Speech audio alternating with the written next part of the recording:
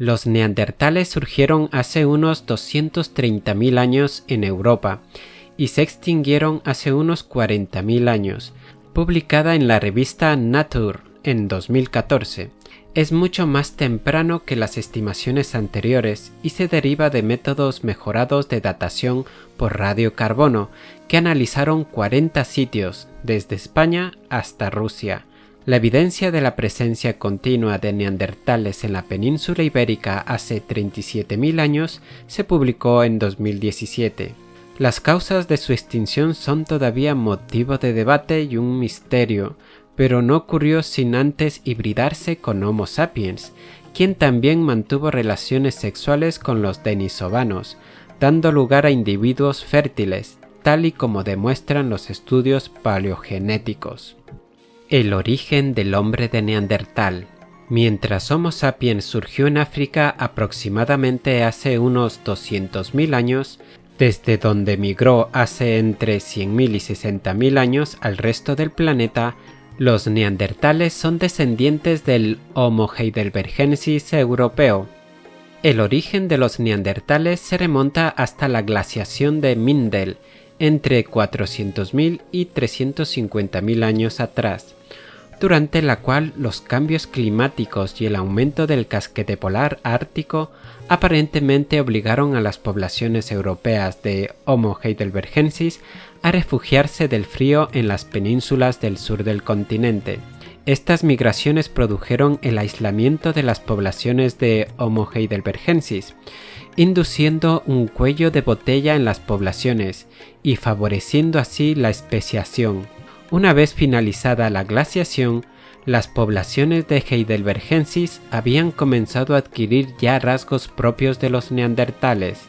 Finalmente, hace entre 230.000 y 200.000 años, los Homo heidelbergensis habían adquirido los suficientes rasgos físicos como para ser diferenciados en una nueva especie, el Homo neanderthalensis. El descubrimiento del genoma completo del neandertal ha ayudado a establecer de forma más exacta los tiempos de divergencia entre las distintas estirpes. Los Homo sapiens se separaron de los neandertales y de los denisovanos hace 571.000 años, mientras que los neandertales y los denisovanos lo hicieron hace 381.000 años. En la península ibérica hay pruebas de su existencia desde hace unos 230.000 años hasta hace aproximadamente 28.000 años, como indican estudios recientes, y no como los que se creía anteriormente de 40.000 años. Se ha estimado que la población de neandertales fue más o menos constante durante los 200.000 años que existieron, y de tan solo unos 7.000 individuos en todo el continente europeo. Se estima que la época de apogeo se produjo hace unos 100.000 años, con base en las pruebas aportadas por los instrumentos líticos, momento en el cual alcanzaron una distribución que cubría la mayor parte de Europa, Oriente Medio, la zona oeste de las llanuras de Asia Central e incluso pudieron haber llegado hasta las costas del Pacífico. Tras este periodo de esplendor comenzó su lento declive, el cual fue acelerado con la llegada del Homo sapiens a Europa. William King asignó en 1864 el nombre Homo neanderthalensis a los restos encontrados en 1856, dándoles condición humana, pero considerándoles una especie diferente. Posteriormente, a pesar de las notables diferencias anatómicas, Bernard Grant Campbell lo denominó Homo sapiens neanderthalensis en su obra Quantitative Taxonomy and Human Evolution, publicada en 1963, debido a su elevada capacidad craneal, equivalente a la del humano actual, y muchas veces superior. Su lugar en la clasificación científica ha generado un debate sobre si debe clasificarse como una subespecie de Homo sapiens, como Homo sapiens neanderthalensis, o como una especie diferente, Homo neanderthalensis. Esta cuestión tiene importancia en el contexto del debate sobre la evolución de Homo sapiens y la validez de las teorías conocidas como poligenismo y la teoría de la inmigración africana. Los partidarios de la clasificación de los neandertales como subespecie consideran que el tiempo transcurrido una vez que se produjo la bifurcación del último antepasado común del hombre de Neandertal y del humano anatómicamente moderno en dos poblaciones que evolucionaron independientemente debido al aislamiento reproductivo no fue suficiente para que se produjese la especiación, postura sustentada por la evidencia fósil y genética de hibridación entre las dos poblaciones, y concordante con el criterio propuesto por Ernst Mayr para distinguir especies existentes, basado en la capacidad de producción de descendencia viable fértil. En consonancia, desde la publicación de los resultados que confirman la presencia de genes neandertales en humanos modernos, cada vez más expertos utilizan la denominación Homo sapiens neanderthalensis, algunos afirmando que de hecho es la taxonomía correcta o la más aceptada. La clasificación como especie separada se apoya en las diferencias morfológicas entre neandertales y humanos, significativamente mayores que las variaciones normales entre individuos de la misma especie. Este criterio está más extendido entre los paleontologistas.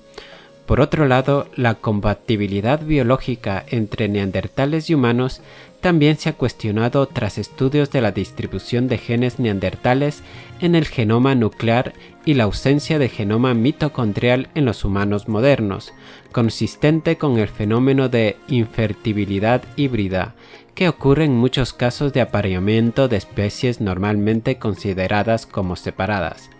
También existe la posibilidad de que los genes arcaicos presentes en los actuales Homo sapiens tengan su origen en los ancestros comunes de humanos y neandertales y que no se haya producido hibridación posterior. Anatomía de los neandertales. Los neandertales fueron una especie bien adaptada al frío extremo, congruente con la cuarta y última glaciación. Tenían un cráneo alargado y amplio, baja estatura y complexión robusta, amplia caja torácica y nariz amplia de aletas prominentes. Son rasgos que pueden denotar una adaptación a climas fríos, como se puede observar actualmente en las poblaciones del Ártico, y muy probablemente eran dueños de un olfato más desarrollado que el del hombre moderno. Según otra interpretación, la morfología nasal del neandertal es parte de los rasgos faciales asociados a la masticación.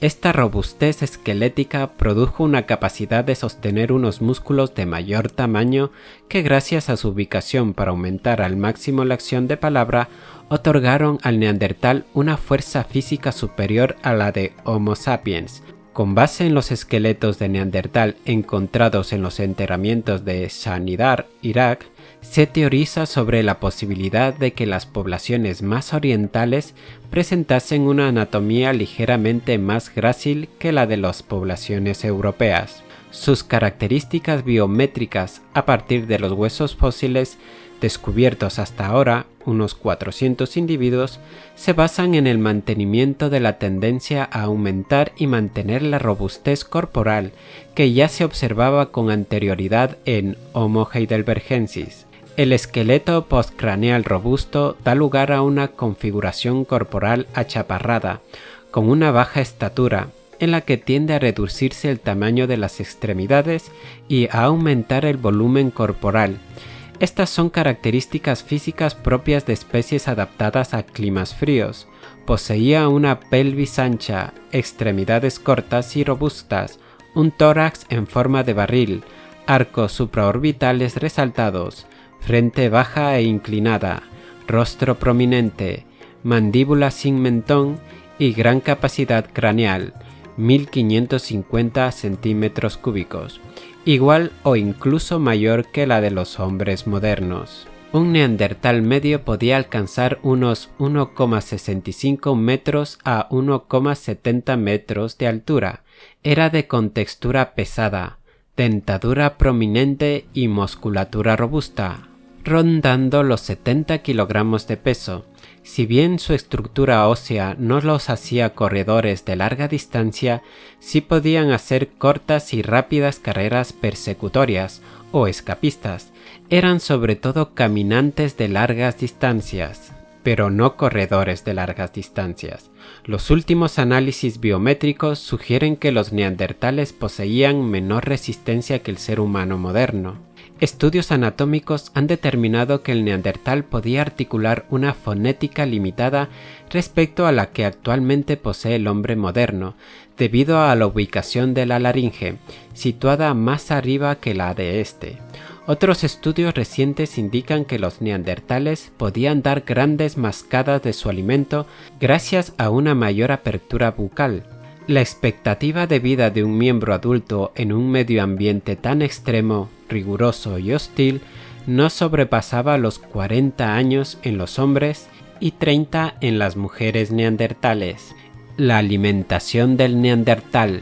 Durante mucho tiempo se consideró que la dieta de los neandertales estaba basada en la carne, especialmente de animales como caballos, cérvidos y grandes bóvidos, además del consumo de mamuts y rinocerontes. Sin embargo, los estudios y hallazgos más recientes han contribuido a cambiar esta idea, mostrando una dieta mucho más diversificada y acorde con el medio que habitaban.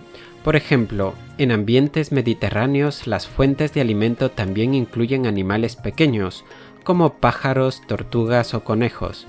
Por su parte, en los ambientes costeros se han hallado rastros del consumo de moluscos marinos y otros animales marinos como focas y delfines. Además, se ha descubierto que uno de los elementos más importantes de su dieta era la ingesta de frutos y vegetales, rondando el 80% de su dieta, los cuales cocinaban con ayuda del fuego. Preparaban una pasta machacándolos con un poco de agua y cocían esa especie de tortitas en piedras planas calentadas sobre el fuego. Incluso se han encontrado evidencias de que utilizaban diversas plantas como remedio natural contra dolores y enfermedades, tales como el consumo de corteza de álamo a modo de analgésico natural. Dado que los neandertales tuvieron una dieta más variada y rica de lo tradicionalmente considerado, ello implica que tuvieron complejas y diversas técnicas de caza y de recolección que les permitieron adaptarse al medio en el que vivían. En cualquier caso, su dieta dependió de la disponibilidad local. Por último, cabe señalar que desde los primeros momentos de la especie se han encontrado restos de otros neandertales con marcas de haber sido procesados para extraer la carne de ellos. El análisis dental de los individuos establece que no existe relación entre el consumo de otros neandertales y periodos de escasez de alimentos, sugiriendo que el canibalismo aparece como una conducta ritualística. Y ahora vamos a hacer su comparación craneal con los primeros humanos modernos. Los neandertales tenían gran moño occipital. Los primeros humanos modernos, pequeño moño occipital. Neandertales, frente huidiza. Humanos, frente vertical. Neandertal, torus supraorbitario marcado. Humanos, torus supraorbitario casi ausente. Neandertal, prognatismo mediofacial. Humano, cara plana. Neandertal, ausencia de mentón. Humano, presencia de mentón. Neandertal, espacio retromolar. Humano, sin espacio retromolar. El cráneo de Neandertal es típicamente más alargado y menos globular que el de la mayoría de los humanos modernos, y presenta mucho más un moño occipital. En los neandertales la frente era baja con grandes senos frontales, la fosa canina está ausente. Asimismo, se da un retraimiento del hueso cigomático y la nariz es grande y prominente. Prognatismo mediofacial. También se caracterizan por un amplio espacio retromolar.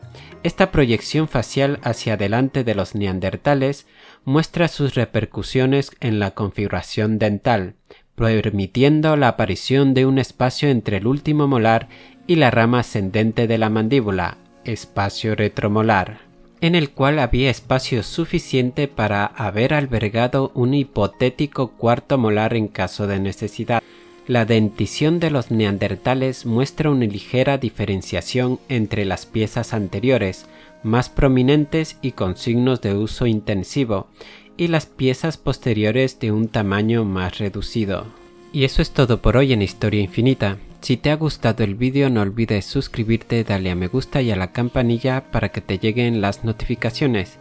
Un abrazo y nos vemos en el próximo vídeo.